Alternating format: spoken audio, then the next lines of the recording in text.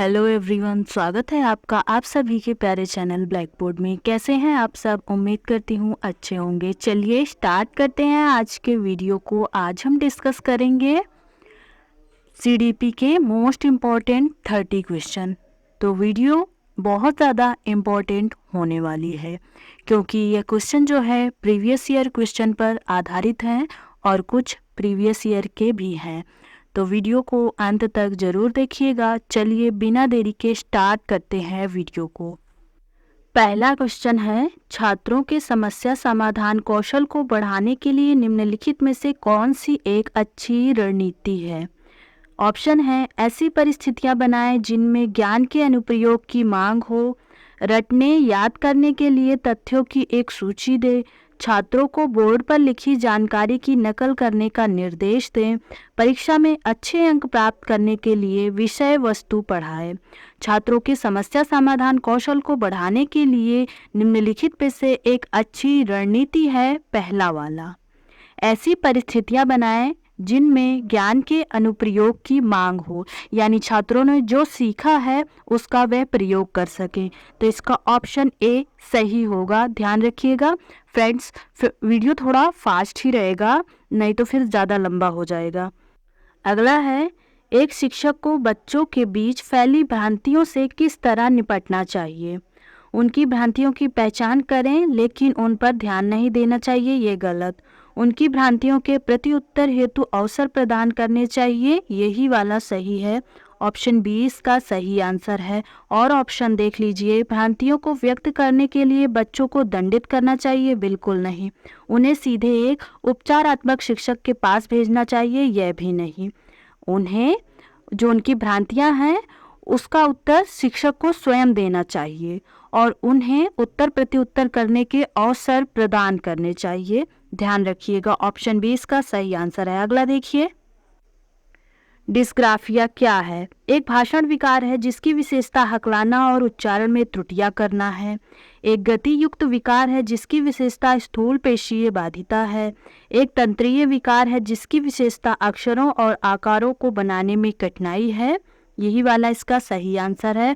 Option third इसका सही answer है। ध्यान रखिएगा, चौथा पढ़ने की आपको ज़रूरत भी नहीं है। आप जहाँ पर एकदम से कंफर्म हो कि यही आंसर सही होगा तो आप वहाँ पर उसे टिक कर दीजिए, उसके बाद वाला मत पढ़िए, इससे आपका समय बचेगा। अगला देखिए, प्रतिभावान बच्चों को शिक्षित करने का उपागम जो उन्हें असामान्य रूप से तीव्र गति से पाठ्यचर्या के माध्यम से आगे बढ़ाता है क्या कहलाता है? विभेदित निर्देशन, संवर्धन, त्वरण जिसे गतिवर्धन भी कहते हैं, विसर्जन। तो इसका सही आंसर होगा ऑप्शन थर्ड, त्वरण यानी एसिलिरेशन इसका सही आंसर है। अगला देखिए, एक शिक्षक जो समावेशी कक्षाओं की दिशा में काम कर रहे हैं उन्हें चाहिए कि वे, और इसके कथन देखिए, पाठ्यचर्या में अनुकूलन करें, विविध दृष्टिकोणों को शामिल करें, अपने स्वयं के अंतर्निहित पूर्वाग्रहों की जांच करें, विविधता को एक बाधा के रूप में देखें। तो यहाँ पर चौथा जो है वह गलत है। क्या पूछा गया है? उपर्युक्त में से कौन सा सही है? तो विविधता एक बाधा के रूप में देखें, यह गलत होगा। समावेशी कक्षा में विविधता एक बाधा नहीं हो सकती। तो जहाँ पर ये चौथा वाला कथन है, समझिए वे ऑप्शन आपके सब गलत हैं। तो यह एक तरीका होता है सॉल्व करने का। ऑप्शन सेकंड इसका सही आंसर है।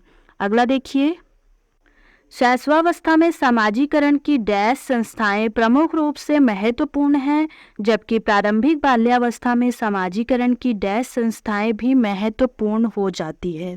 शैशवावस्था में समाजीकरण की प्राथमिक संस्थाएं प्रमुख रूप से महत्वपूर्ण होगी, जबकि प्रारंभिक बाल्यावस्था में समाजीकरण की माध्यमिक संस्थाएं भी महत्वपूर्ण हो जाती हैं। तो ऑप्शन सेकंड इसका सही आंसर होगा। अगला देखिए, लेओ वाइगोस्की के अनुसार सामाजिक कारक भाषा विकास को प्रभावित करते हैं परंतु संज्ञानात्मक विकास को नहीं। गलत है। संज्ञानात्मक विकास भाषा विकास को सुगम बनाता है। संज्ञानात्मक विकास की बात तो जीन पियाजे ने की है। भाषा विकास और संज्ञानात्मक विकास एक दूसरे से स्वतंत्र रूप से विकसित होते हैं। गलत। भाषा विकास संज्ञानात्मक विकास को सुगम बनाता है। वाइगोत्स्की के अनुसार ऑप्शन 4 इसका सही आंसर है। अगला देखिए, लॉरेंस कोहलबर्ग ने नैतिक तर्क के किस स्तर पर बच्चे आमतौर पर मानते हैं कि लोगों को समाज की अपेक्षाओं पर खरा उतरना चाहिए और अच्छे तरीके से व्यवहार करना चाहिए? कौन सी अवस्था है? अवस्था है पारंपरिक स्तर। ये अवस्था कौन सी है? कोहलबर्ग की सेकंड वाली अवस्था है और ऑप्शन इसका 3 सही है, ध्यान रखिएगा।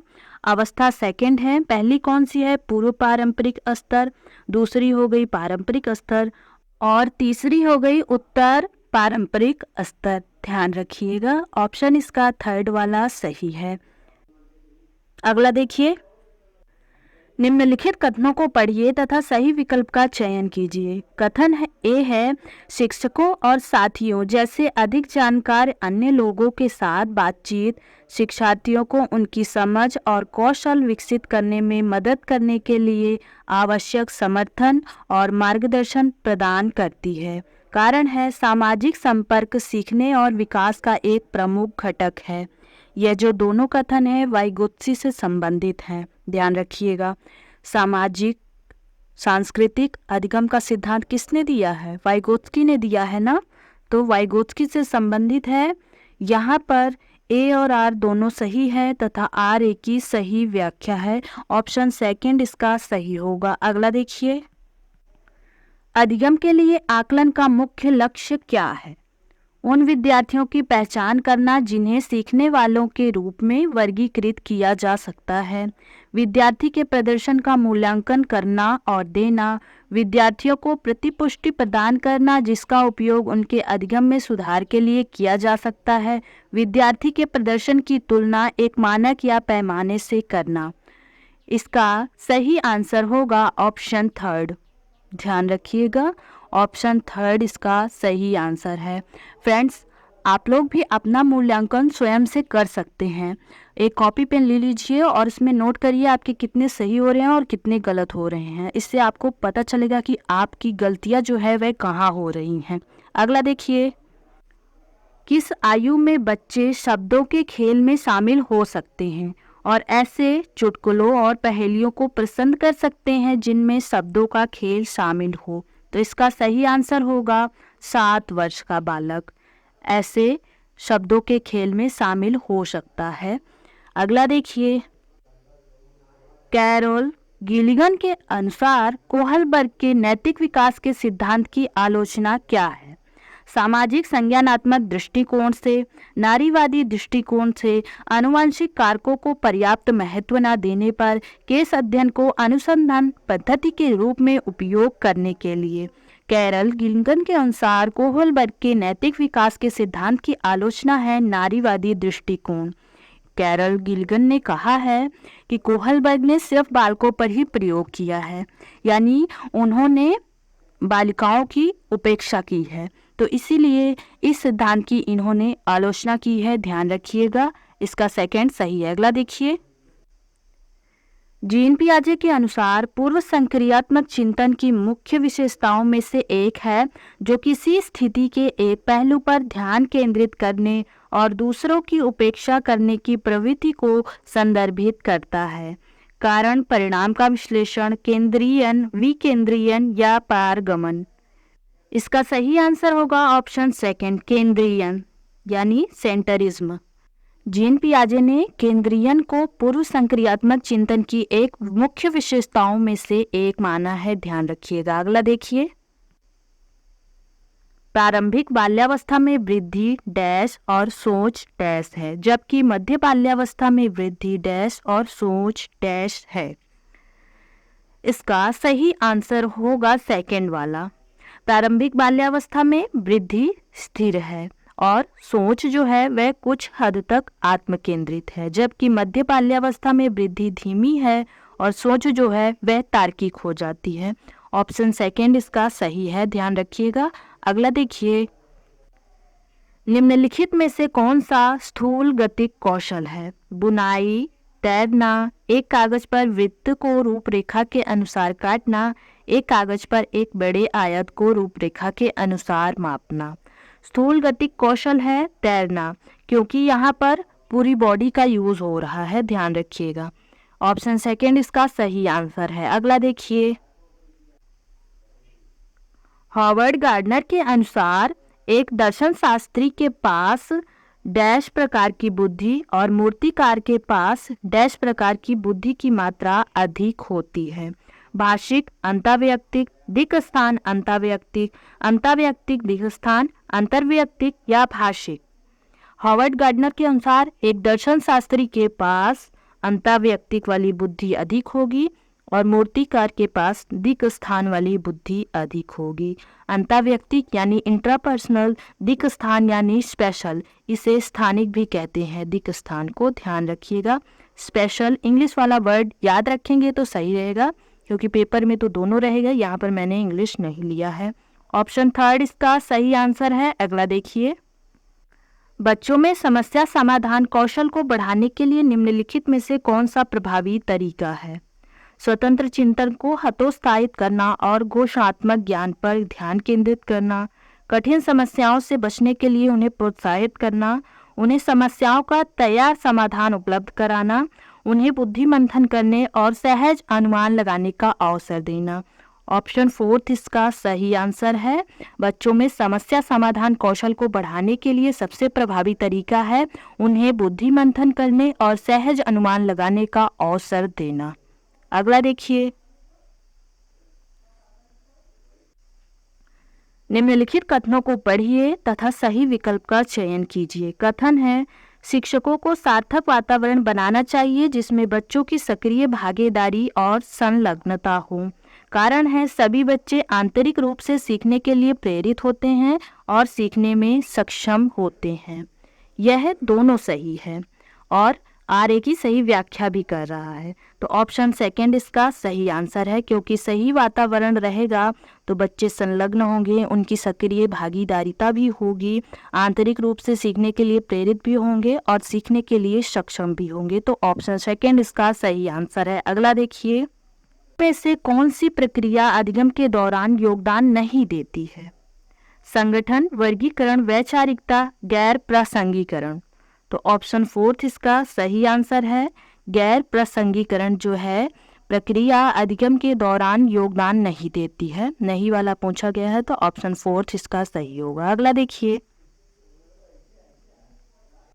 निम्नलिखित में से कौन सा एक ऐसे प्रश्न का उदाहरण है जिसमें विद्यार्थियों को अपनी सोच पर विचार करने की आवश्यकता होती है? वाक्य में संज्ञा और क्रिया के बीच क्या संबंध है? क्रिया की परिभाषा क्या है? आप क्रिया को वर्तमान काल में कैसे बदल सकते हैं? कक्षा की शुरुआत में क्रियाओं के उपयोग के बारे में आपकी समझ कैसे बदली? इनमें से कौन सा है ऐसा उदाहरण जिसके माध्यम से विद्यार्थी अपनी सोच पर विचार करने की आवश्यकता प्राप्त कर सकते हैं? तो ऑप्शन चौथा है सही आंसर इसका। अगला देखिए, निम्नलिखित में से कौन सा विफलता के लिए आंतरिक आरोपण का एक उदाहरण है? मुझे निम्न ग्रेड प्राप्त हुआ क्योंकि शिक्षक कठोर तरीके से आंकते हैं। मैं परीक्षा में फेल हो गया क्योंकि मैंने पर्याप्त पढ़ाई नहीं की थी। शिक्षक के पक्षपाती होने के कारण मुझे अच्छे अंक नहीं मिले। मैं परीक्षा में फेल हो गया क्योंकि मेरे दोस्त ने मेरा ध्यान भटका दिया। तो ऑप्शन सेकंड इसका सही आंसर होगा।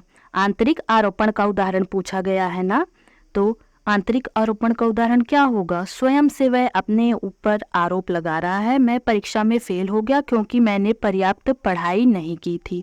तो ऑप्शन सेकंड इसका सही आंसर होगा। अगला देखिए,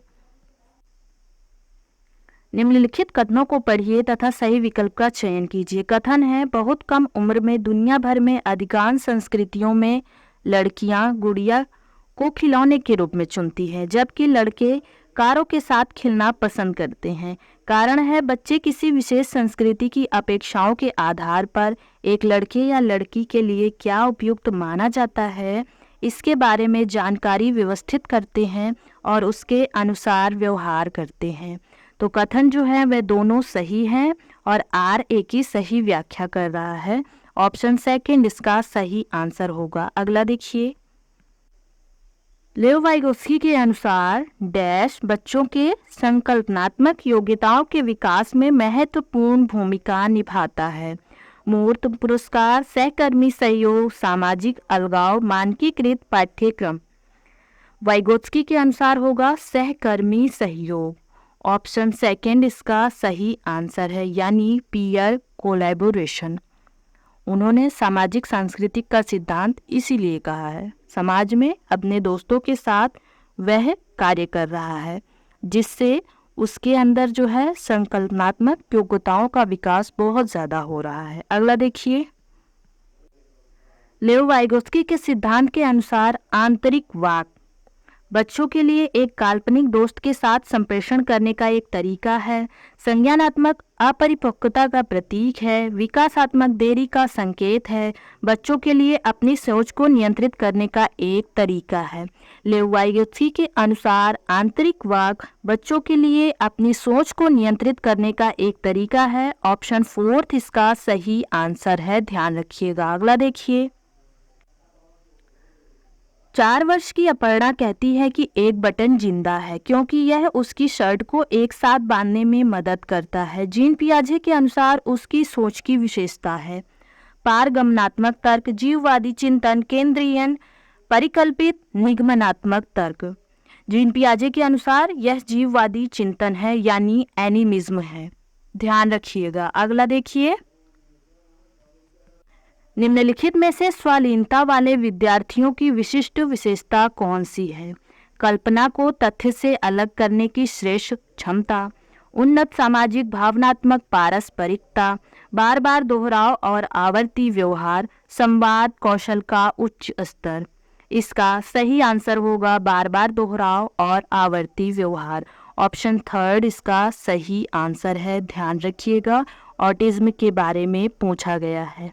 अगला देखिए, निम्नलिखित कथनों को पढ़िए तथा सही विकल्प का चयन कीजिए। कथन है, शिक्षार्थियों के बीच समालोचनात्मक चिंतन को सुगम बनाने के लिए शिक्षकों को उन्हें विविध परिस्थितियों और विभिन्न दृष्टिकोणों से अवगत कराना चाहिए। कारण है, जब विद्यार्थी विविध मतभेदों के बीच बातचीत में संलग्न होते हैं तो वे समालोचनात्मक और रचनात्मक रूप से सोचने की अपनी क्षमताओं को सीखते हैं और समृद्ध करते हैं। इसका भी ऑप्शन सेकंड सही होगा। ए और आर दोनों सही है, आर और ए की सही व्याख्या कर रहा है। ऑप्शन सेकंड इसका सही आंसर है। अगला देखिए, निम्नलिखित में से अधिगम का प्राथमिक लक्ष्य कौन सा होना चाहिए? तथ्यों को रटना, यंत्रवत याद करने के पूर्वाभ्यास में उत्कृष्ट बनना, समकक्षियों के साथ प्रतिस्पर्धा करना, समालोचनात्मक चिंतन का विकास। अधिगम का प्राथमिक लक्ष्य होना चाहिए समालोचनात्मक चिंतन का विकास।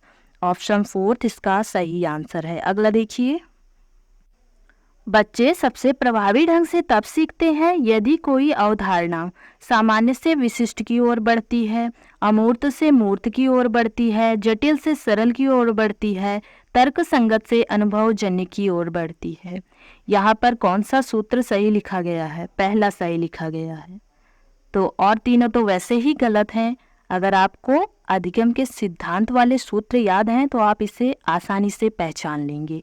ऑप्शन फर्स्ट इसका सही आंसर है। अगला देखिए, विद्यार्थियों को सीखने की शैलियों में विविधता को महत्व दिया जाना चाहिए और मानव विविधता के प्रतिबिंब के रूप में देखा जाना चाहिए, की उपेक्षा की जानी चाहिए और सीखने की शैलियों में एक रूपता लाने का प्रयास किया जाना चाहिए। को शिक्षण अधिगम प्रक्रिया के दौरान ध्यान में नहीं रखना चाहिए, को शिक्षण अधिगम प्रक्रिया में बाधा और अवरोध के रूप में देखना चाहिए।